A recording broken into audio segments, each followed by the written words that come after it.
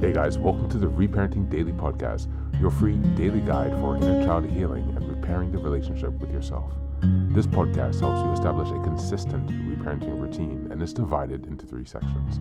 The first is a daily reading, the second is a discussion of that reading, followed by suggested journal prompts, and the last section is a peaceful binaural beats meditation for closing. Good morning, good afternoon, and good evening from whenever and wherever you're joining us. I'm so glad that you can join us today on this journey of healing, self-expansion, and growth. If this is your first time, welcome. As a celebration of recently passing episode 500, I've opened up a free membership tier for our Patreon community. And this is so that you can access additional resources as well as join our weekly Zoom support calls for free.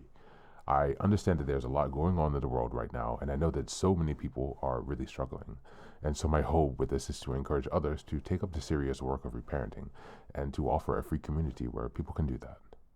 I'd also like to thank everyone who's been along for the journey so far. We've passed episode 550 and continuing beyond. And so this is just a reminder to you all that this is a free podcast, but if you'd like to support the project, you can purchase the Reparenting Daily Journal where you can follow us along all year. This 333-page journal gives you extra insight and resources for each week and also provides space for you to keep your notes. Another way to support the podcast is to purchase the Fairy Tales for Reparenting series, volumes 1 through 3. This collection organizes famous and obscure fairy tales from around the world into 3 phases of the hero's journey, from beginning, middle, to end. While you may think that fairy tales are for kids, I'd like to challenge you. These stories contain profound truths and lessons carried down over centuries that we can use in our own reparenting journeys. It's a fun way to reconnect with your inner child. Each volume comprises 10 fairy tales. Each volume also contains an analysis section that helps you dive deeper into the message, as well as journal prompts with space for you to keep your notes. Lastly, you can also support this podcast by taking a paid Patreon subscription, by purchasing some of the books that are available on Amazon, or by donating on Buy Me a Coffee. You can find all this information on the Support Us section on the website. Thank you again for your time. And so now with these announcements out of the way, let's dive into today's practice. Today's reading is a poem entitled The Trigger's Fire by Tammy Darby. Just as a reminder, we are in January, and the theme for this month is self-awareness and self-reflection. We're in week 2, and the theme for this week is identifying emotional triggers.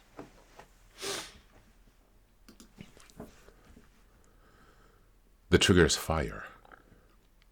I am trapped in a mire of reality that was my past, one of submission and pain.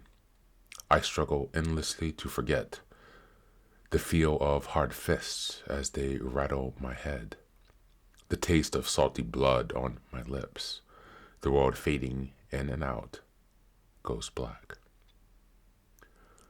The trigger's fire in a pillow muffle my cries, pulling a blanket over swollen eyes, thinking like a child I could hide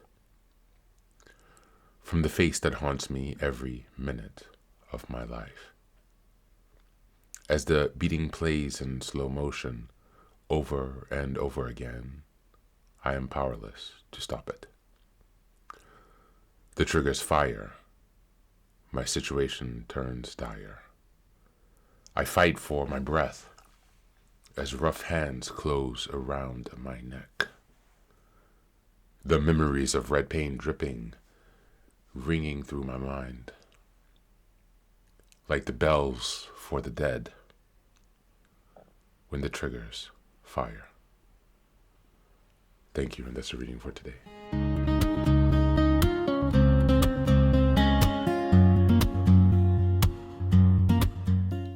Welcome back. This poem speaks from inside trauma, not about it. It captures how the past doesn't stay in the past when triggers strike, how memory becomes physical, intimate, and overwhelming. The language makes it clear. This isn't recollection, it's re-experiencing.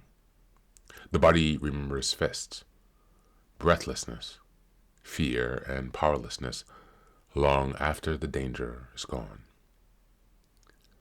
When triggers fire, time collapses and survival takes over. What's especially striking is the return of childhood logic, hiding, muffling cries, pulling covers tight. When trauma strips away adult perspective and drops the nervous system back into the moment where escape felt impossible. The poem doesn't romanticize resilience. It tells the truth about helplessness. The repetition mirrors the looping nature of flashbacks, showing how trauma instincts insists on replay until it's acknowledged, not suppressed. Yet even in its darkness, the poem contains a quiet truth. Naming the experience is an act of agency. Writing this is not submission, it's testimony. The poem doesn't revolve around pain, but it externalizes it. The poem doesn't resolve the pain, it externalizes it. And that matters. Trauma thrives in silence and isolation. Expression cracks the loop. This reading invites compassion, not fixing, not forcing, or healing, but recognizing that what fires is memory, not present danger, and that survival already happened, even if the body hasn't caught up yet. As we go into the journal prompts for today, number 1, when your triggers fire, what does your body believe is happening, even if your mind knows otherwise? Number 2, what helps you feel even slightly more grounded when memories take over? A sound, a moment, a movement, a breath or object? And number 3, if the part of you trapped in this memory could speak safely, what would it need to hear now? That's it for today, and as always, thanks for being here. Take care of yourself, and please do be well.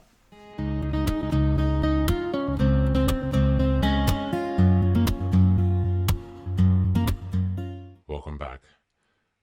Now, this is the third and final section of the daily podcast. This is your silent meditation. Please find a place where you can be comfortable and undisturbed, where you can relax and spend some time with yourself for this 10-minute meditation. You can choose to be sitting, standing, lying, whatever makes you comfortable today. Listen to yourself.